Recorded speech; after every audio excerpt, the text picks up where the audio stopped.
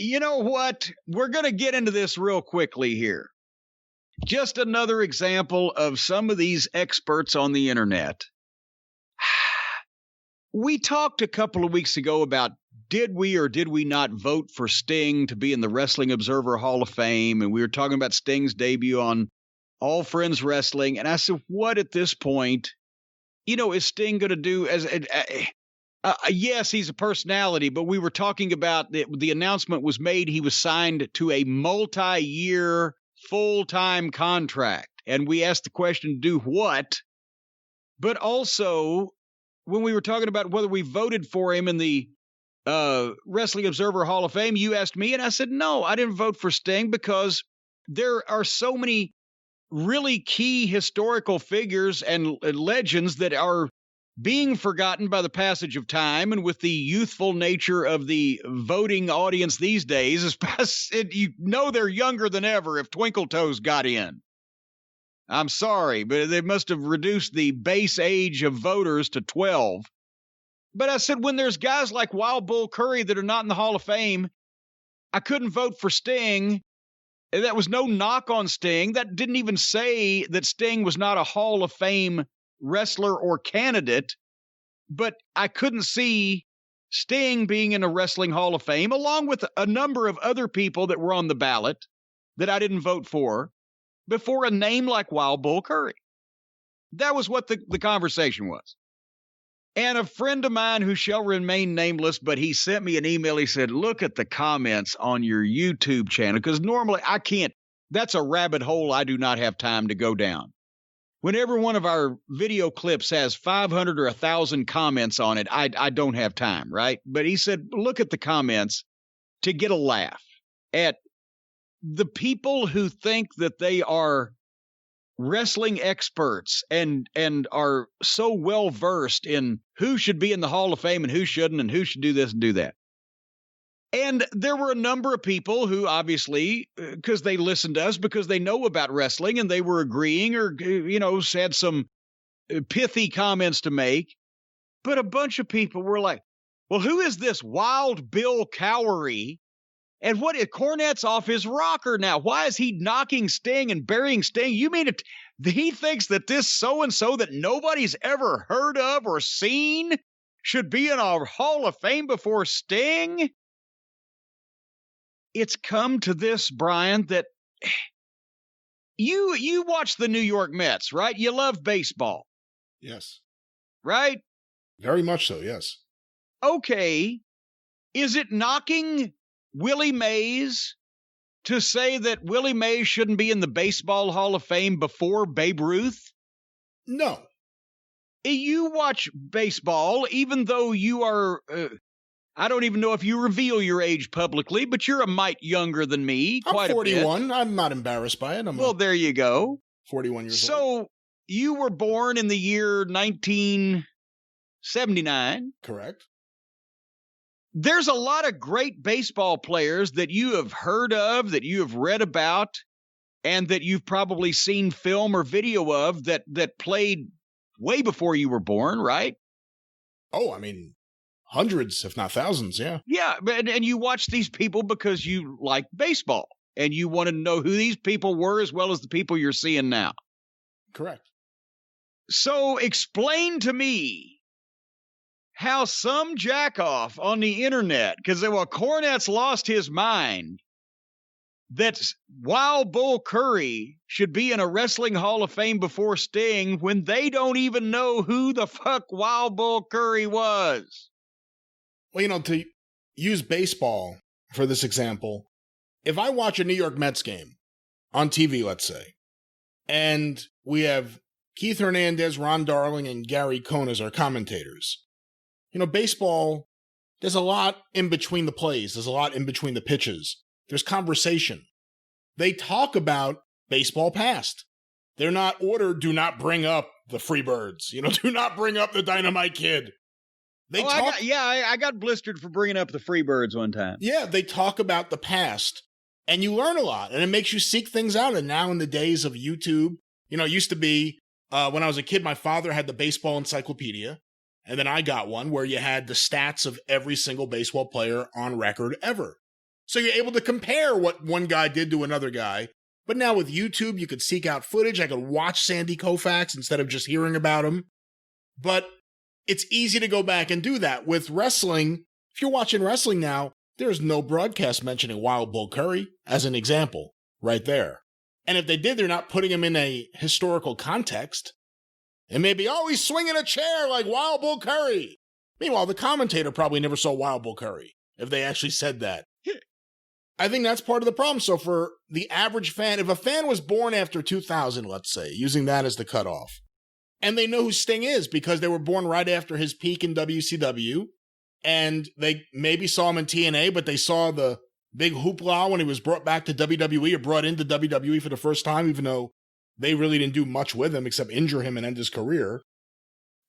They see him as an all-time legend. They see him as an all-time legend. The guy that there's very little footage of, who was a major star in the territory era before there was, I mean, that's the other thing about Wild Bull Curry. When there was national television and shows that were coming out of Los Angeles or Bridgeport, Connecticut, even though he ended up on there, but Washington, D.C., Chicago, Los Angeles, he wasn't on those shows. He was a major star in Texas when all of that was happening. He was a major star in New England when all that was happening. Hold on, let's go through some of the metrics and compare that what we can, because somebody said, well, I bet Wild Bill Cowrie never sold as many pay-per-views as Sting. Well, that's correct because it wasn't a thing. But at the same point, there are things that we can compare. You mentioned television, and while Bull Curry was not during the, 1949 to 1956 period, when there were some network television programs, he was not figured into those territories at that time. He was on the Bridgeport tapes. He was on Texas wrestling that was syndicated.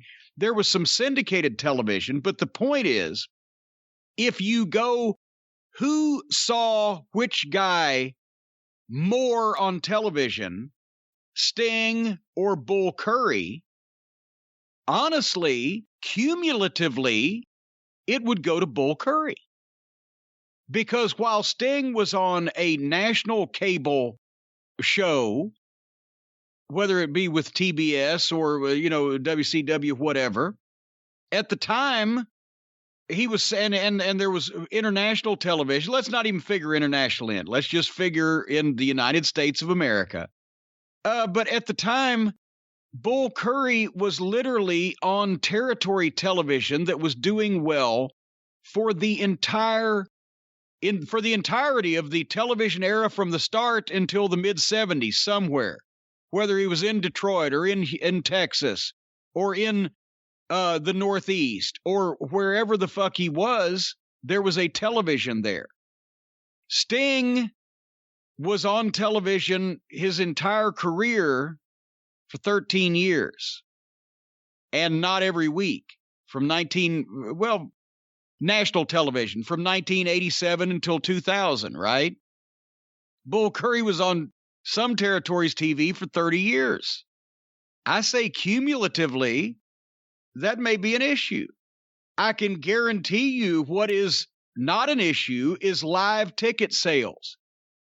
When you figure in Sting in main events versus Bull Curry in main events, Curry runs away with it. As far as number of tickets sold in your career, Bull Curry was a main event guy from the late 30s to the mid 70s. His actual full-time career lasted longer than Sting's has from 1985 till present. Right? Where he didn't take any appreciable time off, Bull Curry I'm talking about, from wrestling full-time anywhere.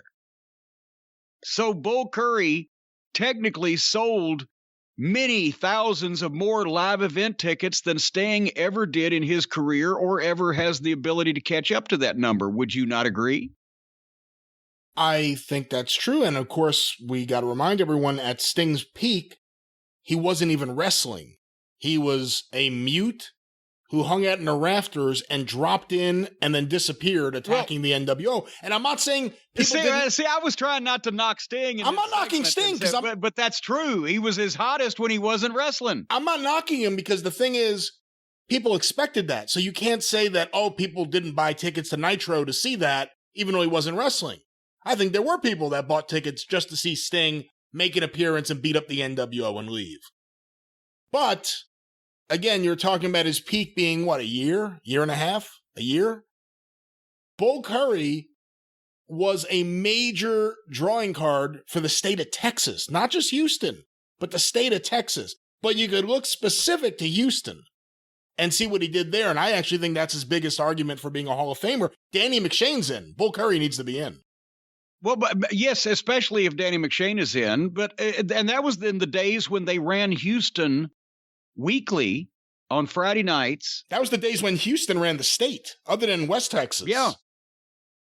We've talked about and we've mentioned some of the booking book figures for Houston in those days, but you would think that Curry on top, Houston was a town that was selling over 250,000 tickets a year with Bull Curry on top, just in one town.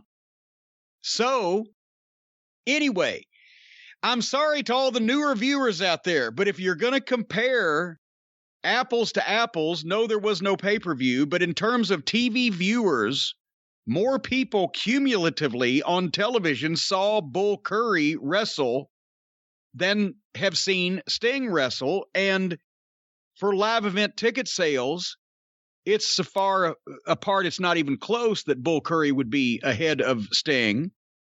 And that's not to downgrade Sting. That's just to say that if this guy, who was an active wrestler from the 30s through the 70s, is not in the Hall of Fame, then why should Sting be, who was active from the 80s through mid-2000s and then a few comebacks here lately?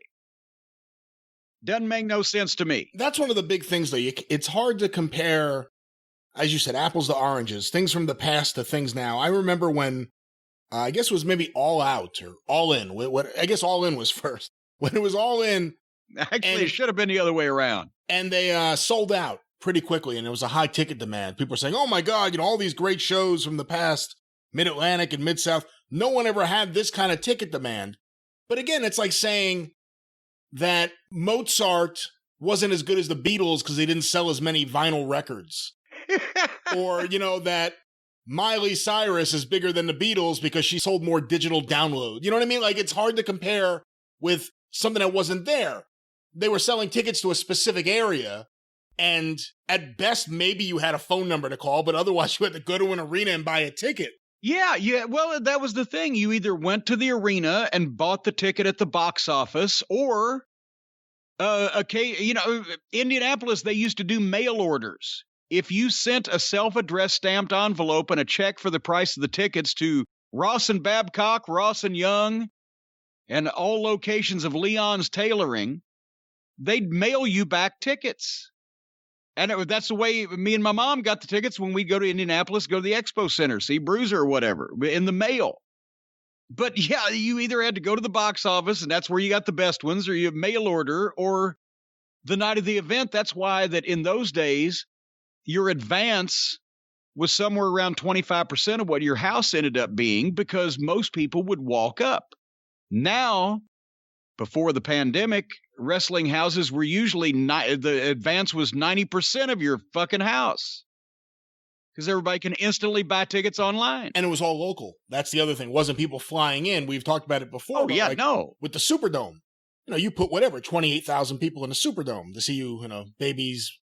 I forget what it was in the Superdome, what you had to do in the Superdome. It was a diaper and drink from a baby bottle. 28,000 people, but with, a few exceptions, those are all people from New Orleans.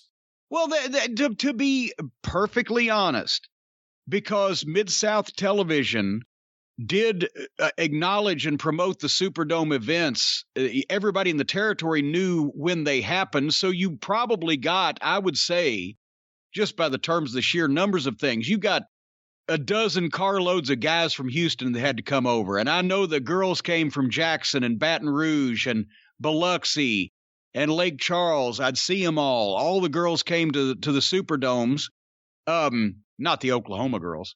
That was too far. But that's what I'm saying. You didn't have people coming from Oklahoma to the Superdome. Yeah, no, you had people. Nobody flew. You had people that would drive 2 or 3 hours, and that was probably a subset of 500 of the people in the Superdome would have been people that drove from the other Mid-South markets that were really serious, but the vast majority, were all from the New Orleans, Baton Rouge, Mobile, Biloxi, Gulf Coast area there. And they were getting that match in the other towns. That's the other thing. Houston was getting that match. Tulsa was getting that match. Everyone was getting that match, so you didn't really push it as hard to the other places because you didn't want to take away from those towns. But that's what I'm saying. It's hard to compare. Like with baseball, you can compare certain things. And there's always something that you can look at and go, well, that's a little different. Babe Ruth hit all these home runs. Well, guess what? There weren't African-American players in the league. So that is something you have to think about. You know what I mean? Like there is always that one thing. Roger Maris, famously, 61 home runs in 1961. They played more games than they played when Babe Ruth was playing. I mean, there's always something like that. But with wrestling, you always have to keep that in mind, too, where people say, oh, this did this, and no one else in history has ever done it before. Yeah, because it couldn't have been done before in history. Well, there you go.